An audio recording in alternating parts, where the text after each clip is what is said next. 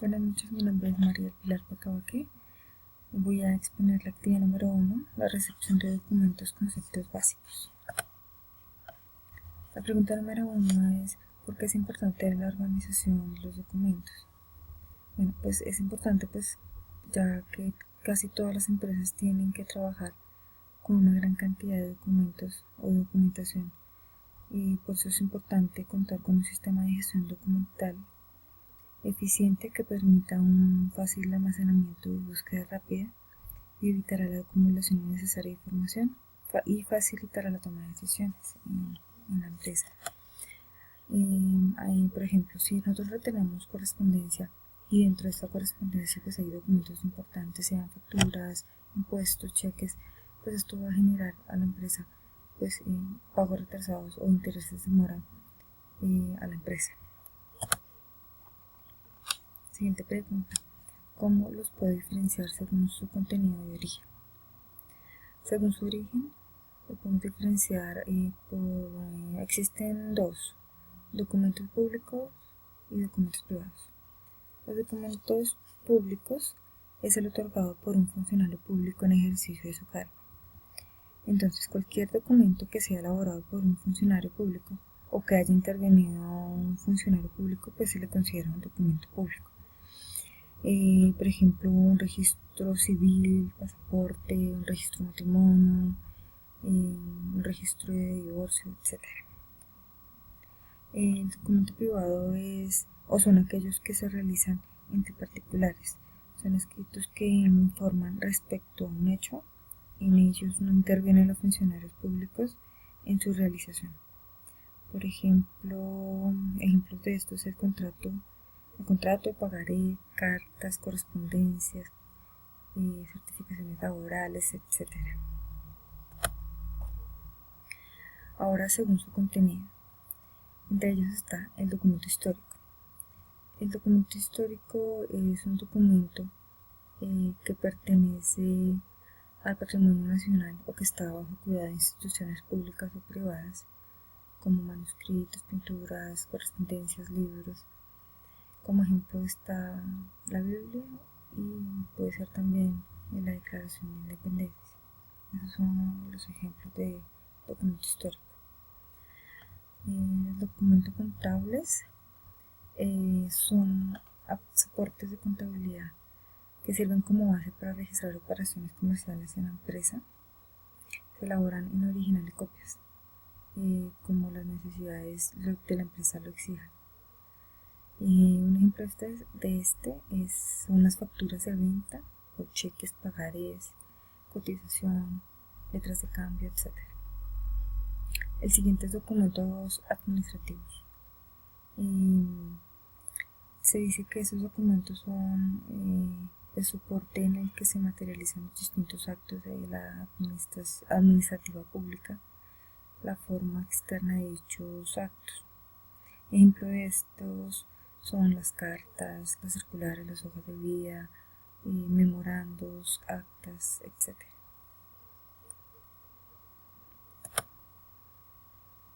Los documentos mercantiles. Dice que son documentos que se han creado con normas específicas, leyes y disposiciones técnicas particulares para el manejo de los documentos mercantiles. Estos documentos los documentos mercantiles son los documentos comerciales que merecen confianza y credibilidad. Se dividen en dos, que son los negociables y los no negociables. Los documentos negociables son estos documentos que se negocian a través de endosos mediante entidades financieras antes de su vencimiento. Ejemplo de estos son las letras de cambio, pagarés, cheques, etc.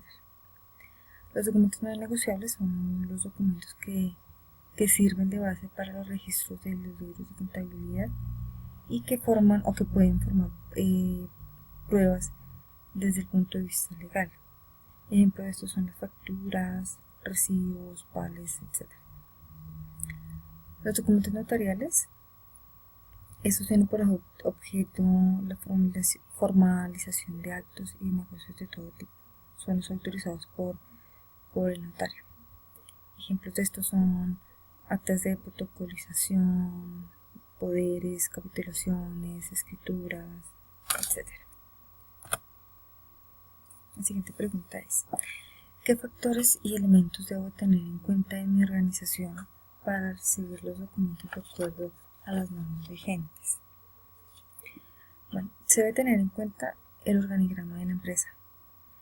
Pues si lo conocemos, pues podemos identificar más fácil cómo se debe tramitar y a dónde se debe remitir los documentos que se reciben. Hay una ley que es la ley 527 del 18 de agosto del 99, que es en la que se define y reglamenta el acceso y el uso de los mensajes de datos, el comercio electrónico y de las firmas digitales.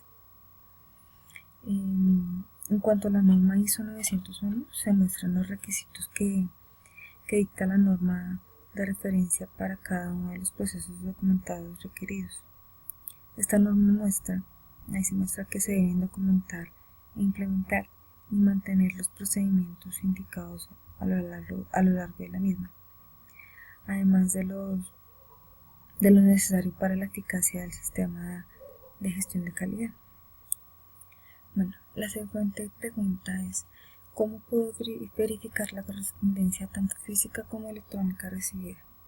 ¿Cuáles son los mecanismos más comunes para verificarlos? Bueno, la correspondencia física, ahí se reciben los documentos o los paquetes, se confrontan con las guías, se relacionan con el formato de planilla de guía y se relacionan con el número de paquetes físicos integrados. La información de remitente debe ser clara, debe estar completa y precisa: el nombre de la empresa, la dirección de la ciudad. También hay que tener en cuenta que hay que abrir con cuidado cada uno de los sobres y tener mucho cuidado de no romper ningún documento que haya dentro del sobre. También es importante organizar los documentos teniendo en cuenta el orden que se debe seguir, que es la guía, los documentos relacionados y el sobre. La correspondencia electrónica es la información que contenga el mensaje, que es accesible para su posterior consulta. Se conserva toda información que sea posible determinar: el origen, el destino del mensaje, la fecha y hora en que se ha enviado o se ha recibido ese mensaje. La siguiente pregunta es: ¿qué beneficios trae para la organización el disponer de un manual de correspondencia?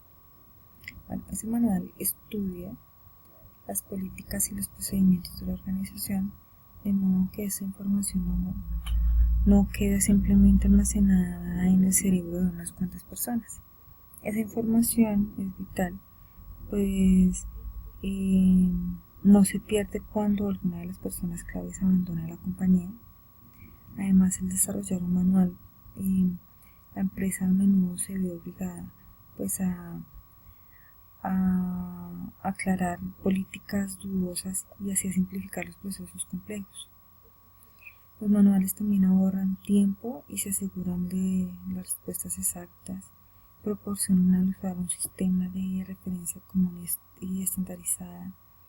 También estos manuales reducen papelería, reuniendo la información en un solo lugar. También facilita y permite la conservación de la documentación, simplifica y favorece el control de ingreso, préstamos y calidad documental. Bueno, esto es todo. Espero que sea claro. Muchas gracias.